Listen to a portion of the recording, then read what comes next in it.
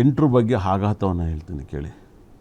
ಇವತ್ತು ಮ್ಯಾಚ್ ನಾನೇನು ನಂಗೆ ನೋಡೋಕ್ಕೆ ಟೈಮ್ ಇರಲ್ಲ, ಆದರೂ ಕೂಡ ನನಗೆ ನಮ್ಮ ಕೇಶವ ಭಾಳ ವಿಶೇಷವಾಗಿ ಫೋನ್ ಮಾಡ್ತಾನೆ. ನಾನೆಲ್ಲ ಬೆಳಗ್ಗೆ ಒಂದು ಟೆಂಪಲ್ಗೆ ಹೋಗಿರ್ತೀನಿ, phone, sir shocking news sir ಅಂತಾನೆ. ಏನೋ ಅಂತೀನಿ, ಬಾಂಗ್ಲಾದೇಶ ಆಸ್ಟ್ರೇಲಿಯಾಗೆ ಹೋಗಿ ಆಸ್ಟ್ರೇಲಿಯನ್ನೇ ಟೆಸ್ಟಲ್ಲಿ ಹೀನಾಮಾನಕ್ಕೆ ಸೋಲಿಸ್ತಾರೆ. ಅಂದರೆ ಒಂದು ಸೈಡ್ 400 ಚಿಲ್ಲರೆ ಹೊಡೆದು ಅದನ್ನು ಹೊಡೆಯೋಕ್ಕಾಗಲ್ಲ, ಇನ್ನೊಂದು 50 ರನ್ ನೋಡಿದು ಆಸ್ಟ್ರೇಲಿಯಾ ಸೋತೋಗ್ತಾರೆ. ಈ ಥರ ಆಸ್ಟ್ರೇಲಿಯಾ ಇಷ್ಟಿಲ್ಲಿ ನೋಡಲ್ಲ, ಬಾಂಗ್ಲಾದೇಶದಲ್ಲಿ ಸೋತೋಗುತ್ತೆ ಮ್ಯಾಚು. ಆಸ್ಟ್ರೇಲಿಯಾ ಕ್ಯಾಪ್ಟನ್ ಅವನು 8ನೇ ತಾರೀಕು ಕೊಟ್ಟಿರೋದು, ಬರ್ತ್ ನಂಬರ್ 8 ಬರ್ದಿದ್ದು ಕೇಳಿ 8 ನೋಡಿ. 8ನೇ ತಾರೀಕು ಎಷ್ಟೆಲ್ಲ ಆಘಾತವನ್ನು ತಂದುಕೊಡುತ್ತೆ ಅನ್ನೋದೊಂದು ಪಾಯಿಂಟ್ಸ್ನ ನಾನು ರೇಜ್ ಮಾಡಿದೆ. ಈ ಮಾತು ಆಸ್ಟ್ರೇಲಿಯಾದವರು ಭಾಳ ವಿಶೇಷ. ಅವ್ರ ಕ್ಯಾಪ್ಟನ್ನು ಅವ್ರ ಡೇಟ್ ಆಫ್ ಬರ್ತ್ 8ನೇ ತಾರೀಕು, ನನಗೆ ಸ್ವಲ್ಪ ಹೆಸರು ಕೂಡ ಗೊತ್ತಿಲ್ಲ. ಆದರೆ ಕ್ರಿಕೆಟ್ ನೋಡ್ತೀನಿ, ಎಲ್ಲವನ್ನೂ ನೆನ್ಪಿಟ್ಕೊಳಕ್ಕಲ್ಲ, ನಾನು ಬರೀ ಜ್ಯೋತಿಷವನ್ನು ನೆನ್ಪಿಟ್ಕೊತೀನಿ. ಇವರು 8ನೇ ತಾರೀಕಿಗೆ ಹುಟ್ಟಿರೋದು ಆಸ್ಟ್ರೇಲಿಯಾ ಪ್ಲೇಯರ್ಸು.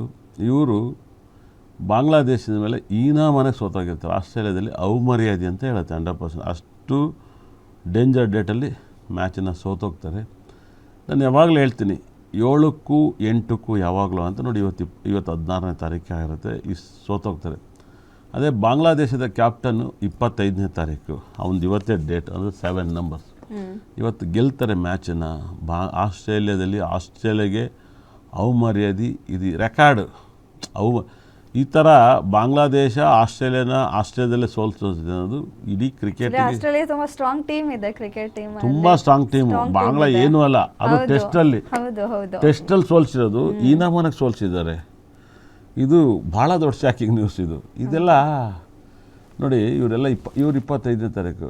ಇದಕ್ಕೇನು ಮಾಡ್ತೀರಾ ಈ ಪೋಖ್ರಿ ಪುಂಡ್ರುಗಳು, ಈ ಕಮೆಂಟ್ಸ್ ಮಾಡೋರು, ಇವರೆಲ್ಲರಿಗೂ ಯಾವ್ದು ಬಿಚ್ಕೊಂಡು ಬಾಯಿಗೆ ಹಾಕ್ಬೇಕು ಗೊತ್ತಿಲ್ಲ 100%. ಏನು ಹೇಳಿ, ಯಾಕರುಗಳೇ ಸುಮ್ಮನೆ ಕಮೆಂಟ್ಸ್ ಮಾಡೋದು, ಬಯಲ್ತಾರೆ. ನೀನೇನು ದೇವ್ರ ಅಂತಲ್ಲ, ಇವಾಗೇನು ನಿಮ್ಮ ತಂದೆ ತಾಯಿಗಳು ದೇವರಾ, ಇಲ್ಲ ನಿಮ್ಮ ದೇವ್ರುಗಳು ಪೂಜೆ ಮಾಡಿದ್ರೆ ಹೇಳ್ಬಿಟ್ರಾ, ನಿಮ್ಮ ದೇವ್ರು ಯಾವ್ದಾರು ಬಾಯ್ಬಿಟ್ಟು ಮಾತಾಡ್ತಾ, ಯಾವ್ದಾರು ಕರ್ಕೊಬರಿ ನೋಡೋಣ. ಯಾವ್ದಾರು ದೇವ್ರು ಹೇಳ್ತೈತೆ, ಹೇಳೋಗ್ಬಿಟ್ಟಿದ್ದೆ ಅಂದ್ರೆ ಒಬ್ಬ ದೇವ್ರನ್ನ ಕರ್ಕೊಬರಿ ನೋಡೋಣ. ಈ ಭೂಮಿಲಿ ಬರೀ ಹಿಂದೆ ಹೇಳಿದ್ದು ಮುಂದೆ ಹೇಳೋನು ಆರ್ಯವರ್ಧನ್ ದೇವರು ಅಂತೆಲ್ಲ ನಾನು ಹೇಳ್ತೀನಿ. ನಾನು ದೇವರು ಅಂತಲೇ ಹೇಳ್ತೀನಿ. ನಾನು ಹೇಳಿದೆ ತಾನೆ, ನಾನು ಕನ್ನಡದಲ್ಲೇ ಹೇಳಿರ್ಬೋದು. ಯಾಕೆ ಇದು ಹಾಕ್ಬೇಕಾಗಿತ್ತು 8ನೇ ತಾರೀಕು?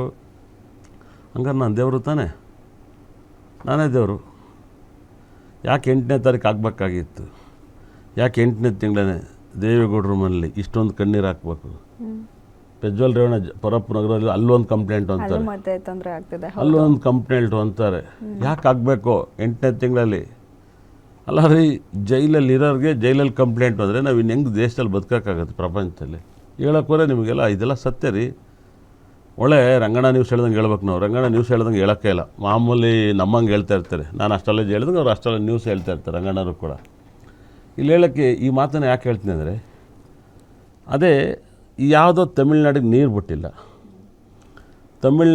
ಬಿಟ್ಟಿಲ್ಲ, ಒಂದು ವೇದಿಕೆಯಲ್ಲಿ ವಿರೋಧ ಪಕ್ಷರು ಮಾತಾಡ್ತಾನೆ. ಸ್ಟಾಲಿನ್ ಅವ್ರ ಮಗ ಉದಯನಿಧಿ, ಅವ್ರು 1ನೇ ತಾರೀಕು. ಏನು ಹೇಳಿ, ಡೇಟ್ ಆಫ್ ಬರ್ತ್ 1ನೇ ತಾರೀಕು. ಇಲ್ಲಿ ವಿಜಯ್ ತಮಿಳ್ನಾಡಲ್ಲಿ ಕರೂರಲ್ಲಿ ಹೋಗಿ 53 ಜನ ಸತ್ತೋಯ್ತಾರೆ. ಅವತ್ತು ಅರೆಸ್ಟ್ ಮಾಡಲ್ಲ, ಅವ್ರ ಅಪ್ಪನೇ CM. ಏನು ಹೇಳಿ, ಅವತ್ತು ಅರೆಸ್ಟ್ ಮಾಡ್ಬೋದಾಗಿತ್ತು, ವಿಜಯನ ಮಾಡನಲ್ಲ. ಇದ್ಯಾವುದೋ ನೀರು ಬಿಡೋ ಜಾಗದಲ್ಲಿ ಬಿಡ್ತಾರೆ ಅಂತ ಅರೆಸ್ಟ್ ಮಾಡಿದ್ರು. ಏನು ಹೇಳಿ, ಒಂದು ವಿವಾದಾತ್ಮಕವಾಗಿ ಹೇಳಿಕೆ ಕೊಟ್ಟರು ಅಂತ ಹೇಳಿ ಅಲ್ಲ ರೀ. ಅವತ್ತು ವಿಜಯ್ ಕಾಲು ತುಂಡಿದ ಸತ್ತವ್ರಿಗೆ ಒಂದು ಬಂದು ಹೇಳಿಲ್ಲ, ಏನೂ ಮಾಡಿಲ್ಲ ಅವತ್ತಿನ ದಿವಸ. ದುಡ್ಡಿದೆ ಅಂತ ಹೇಳ್ಬಿಟ್ಟು ಮನೆ ಕರ್ಕೊಳಕ್ಕಾಗಲ್ಲ. ಅದು ಕೂಡ ನೋಡಿ, ಯಾಕೆ ಅದು 4ನೇ ತಾರೀಕು ಯಾಕೆ ಆಗ್ಬೇಕಾಯ್ತು? ನಾನು 8ನೇ ತಿಂಗಳಲ್ಲಿ ಯಾಕೆ ಆಗ್ಬೇಕಾಯ್ತು? ಆಮೇಲೆ ಆ ವರ್ಷ 9ನೇ ತಾರೀಕು ಆಗಿದ್ದದು. ನಾನು ಹೋದ ವರ್ಷ 9 ಸರಿಲ್ಲ ಅಂತಿದ್ದೆ. ಕರೂರಲ್ಲಿ 52 ಜನ ಸತ್ತಿದ್ದು, ನಾನು ಹೇಳಿ ಡೇಟಲ್ಲೇ ಸತ್ತಿದ್ದು. 9 ಇಸ್ ಡೇಂಜರ್ ನಂಬರ್ ಅಂತ ಹೇಳಿದ್ದೆ. ಕರೂರಲ್ಲೇ ಸತ್ತೋಗಿದ್ದದು 9ನೇ ತಾರೀಕು. ಆ ನಂಬರು ನಾನೇ ಪ್ರೆಡಿಕ್ಷನ್ನು. ನಾನು ತಮಿಳ್ ಟಿ ವಿಲೇ ಪ್ರೆಡಿಕ್ಷನ್ ಮಾಡಿದ್ದೆ. ನಾನು ತಮಿಳ್ ಟಿ ವಿಲಿ ಕೂಡ ನಾನು ಡೈಲಿ ಹೋಗಿ ಪ್ರೋಗ್ರಾಮ್ ಕೊಡ್ತಾಯಿದ್ದೆ. ಹೋದ ವರ್ಷ ಅಲ್ಲೇ ಇದ್ದೆ. ಏನಕ್ಕೆ 4ನೇ ತಾರೀಕೆ ಆಗಬೇಕಾಯ್ತು? ಇದೊಂದೇ ಅಲ್ಲ ರೀ. 4ನೇ ಈ ಘಟನೆಗಳ ಬಗ್ಗೆ ಹೇಳ್ತಾಯಿದ್ದೀನಿ ನಾನು. ದಯವಿಟ್ಟು ನಾನು ಹೇಳಿದ್ರೆ ನಡೆದಿರೋದ್ರ ಬಗ್ಗೆ ಹೇಳ್ತಾಯಿದ್ದೀನಿ. ನನಗೆ ಮಂಗಳವಾರ ಉಪವಾಸ ಸೇರಿ ಪ್ರೇಯರ್ ಮಾಡಿ ಅಂತ ನಾನು ಹೇಳ್ತಿಲ್ಲ ನಿಮಗೆ. ಈ ಪ್ರಪಂಚದಲ್ಲಿ ಈ ಜನ್ರೇಷನಲ್ಲಿ ನಾನು ಕಷ್ಟಪಟ್ಟರಂಗೆ ನಾನು ಇವಾಗ ಹೇಳ್ತಿರೋದನ್ನ ನೋಡಿದರೆ ನಾನು ದೇವರು ಅನ್ನಿಸುತ್ತೆ. ಯಾಕಂದರೆ ಸುಮ್ಮನೆ ಜನ ದೇವರು ದಿಂಡ್ರು ಅಂತ ಪೂಜೆ ಮಾಡ್ತಾರವ್ರು ಏನು ಹೇಳಿರಲ್ರಿ. ಮಕ್ಕಳಾಯ್ತು ನಮ್ಗೆ 1000 ಜನ ಕೊಡ್ತೀರಿ, ಸ್ಕೂಲಲ್ಲಿ ಫೇಲ್ ಆದವ್ರಿಗೆಲ್ಲ ಪಾಸ್ ಮಾಡಿದ್ವಿ ನಾವು, 1000 ಕೊಡ್ತೀವಿ ನಮ್ಗೆ ಕರೆಕ್ಟಾಗಿ ಫಾಲೋ ಮಾಡಿರೋ ಸಬ್ಜೆಕ್ಟ್ನ. ನನ್ನ ಹತ್ರ ಜನ ಬರಲಿ ಅಂತ ನಾನು ಹೇಳ್ತಾಯಿಲ್ಲ, ತುಂಬ ದುಃಖ ಆಗಿ ಹೇಳ್ತಾಯಿದ್ದೀನಿ. ನಾನು ಹೇಳಿದ್ದು ನಡೀತೀನಿ. ಈ ತಿಂಗಳಲ್ಲಿ ಇನ್ನೂ ಮುಗ್ದೇ ಇಲ್ಲ, ಹೇಳ್ತೀನಿ ಕೇಳಿ. ಇದು 4ನೇ ತಾರೀಕು ಆಯಿತಾ ಈ ಘಟನೆ ಅವನು ಅರೆಸ್ಟ್ ಮಾಡಿದ್ರ. ಇದೇ 4ನೇ ತಾರೀಕು ನನಗೆ ಗೊತ್ತಿಲ್ಲ, ಒಬ್ಬ ಹೆಲಿಕಾಪ್ಟ್ರ್ ಓಡಿಸೋಂಥವ್ರು ಅವ್ರೇನೋ ಡ್ರಿಂಕ್ಸ್ ಮಾಡಿದ್ರು, ಇನ್ನೊಂದು ಮತ್ತೊಂದು ಕೆಟ್ಟದಾಗೆಲ್ಲ ಹೇಳಿದ್ರು. ನನಗೆ ಅದು ಹೇಳೋಕ್ಕಾಗಲ್ಲ, ಮಾಧ್ಯಮದಲ್ಲಿ ಕುಡಿದು ಜಾಸ್ತಿಯಾಗಿ ಪ್ಲೇಟ್ ತಳಗಡೆ ಬಿಟ್ರು ಅಂತ ಯೂಟ್ಯೂಬ್ 300 ಫೀಟ್ ಕೆಳಗೆ ಬಂದು ಇಳಿದು ಎಲ್ಲ ಹಾರಾಡಿದ್ರು ಅಂತ. ಅದು ಯಾಕೆ 4 ರೂಪಾಯಿಗೆ 8 ಇರಬಾರ್ದು ಅಂತ ನಾನು ಮೊಬೈಲಲ್ಲಿ ಹಾಕ್ತೀನಿ, ಟಿ ವಿಲಿ ಹೇಳ್ತೀನಿ, ಎಲ್ಲದಲ್ಲೇ ನನ್ನ ಭಗವದ್ಗೀತೆ ನನ್ನ ಫೈಲ್. ಯಾಕೆ ನನ್ನ ಡೇಟಲ್ಲಿ ಆಗಬೇಕು? 8/4 ಅದು 8ನೇ ತಿಂಗಳಲ್ಲಿ 4ನೇ ತಾರೀಕು ಯಾಕೆ ಬೇಕಾಯ್ತು ಹೇಳಿ? ಇದು ಕುದಾ ಕೊಡಿ. ಇದಾಯ್ತಾ? ಇಡೀ ಇನ್ಸ್ಟಾಗ್ರಾಮ್ ಫೇಸ್ಬುಕ್ ಮಾನ್ ಅಕ್ಷರ ಸರಿಲ್ಲ ಅಂತ ಇದ್ದೆ. ಅದಾದ ಕೇರಳ ಹುಡುಗಿ ಓಡೋಗಿತ್ತೆ ಡ್ರೈವರ್ ಜೊತೆ ಅಂತ ಹೇಳ್ತಾರೆ. ಆ ಹುಡುಗಿ ಹೆಸರು ಎಮ್ಮಿಂದ ಬರುತ್ತೆ. ಅವಳು ಇನ್ಸ್ಟಾಗ್ರಾಮ್ ಮಾಡ್ತಾಯಿದ್ದಂತೆ. ಇನ್ಸ್ಟಾಗ್ರಾಮ್ ಮಾಡ್ಬಿಟ್ಟು ಯಾಕೆ ಓಡಬೇಕು ಹೇಳಿ? ಊರವ್ರ ಮನೆನ ಕರೆಕ್ಟಾಗಿ ತೋರಿಸ್ಬೇಕು.